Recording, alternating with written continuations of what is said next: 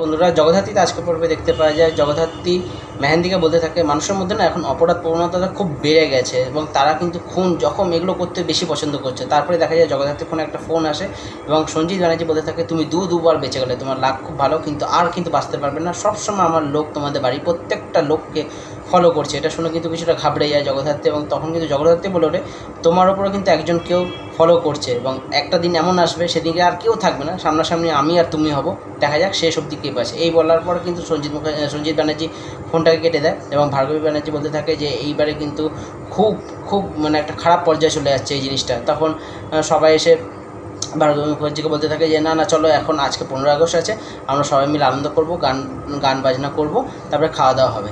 এদিকে দেখতে পাওয়া যায় যে ঋষভ রাত্রেবেলা ফোন করে দুর্গাকে এবং দুর্গা প্রথমে ফোনটা না ধরলো, দ্বিতীয়বারে কিন্তু ফোনটা ধরে নেয় এবং তখন কিন্তু ঋষভ বলতে থাকে তুমি এইখানে এসেছিলে, তোমাকে দেখতে কিন্তু খুব সুন্দর লাগছিলো এবং ওটা কি তোমার বাবা মা ছিল? তখন দুর্গা বলে হ্যাঁ, ওটা আমার নিজের বাবা মা। তারপরে দুর্গাকে মনের কথাটা বলতেই যাবে ঋষভ, সেই সময় ঋষভের মা চলে আসে এবং বলতে থাকে তুই কার সঙ্গে কথা বলছিস?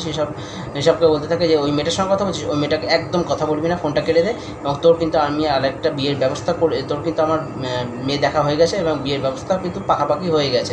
এবং সেই সময় কিন্তু ঋষভ ফোনটা কেটে দেয়। তারপরে দুর্গা বলতে থাকে যে পিথাকে বলতে থাকে ঋষভ কিছু বলতেই যাচ্ছিলো, তার মনের কথা বলতে আসছে, সে সময় কিন্তু ফোনটা কেটে দিল, তোর মা চলে এসেছিলো। তারপরে যেই ঋষভের মা চলে যায় তখন ঋষভ আবার দুর্গাকে ফোন করে জানায় যে নিজের মনের কথাটা আবারও কিছু বলতে হবে। তখন কিন্তু ঋষভের মা এসে ফোনটা কেটে দেয় এবং ঋষভকে খাওয়ার জন্য ডেকে নিয়ে যায়। তবে তখন দুর্গা বলতে থাকে পিথাকে একটা জিনিস কিন্তু ক্লিয়ার হয়ে গেলো, আমি যেমন ঋষভকে ভালোবাসি, ঋষভও কিন্তু আমার প্রেমে পড়ে গেছে, এটা কিন্তু ক্লিয়ার হয়ে গেল। তারপরে দেখতে পাওয়া যায় যে উৎসব, মেহেন্দি এবং বৈদেহী মুখার্জি তার তিনজন আলোচনা করতে থাকে।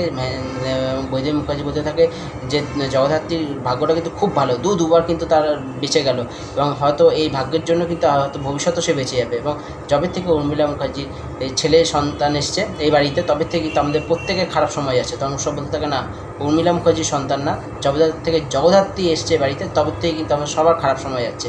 এই বলে এপিসোডটা এখানে শেষ হয়ে যায়। দেখা যাক নেক্সট এপিসোডে কী হয়।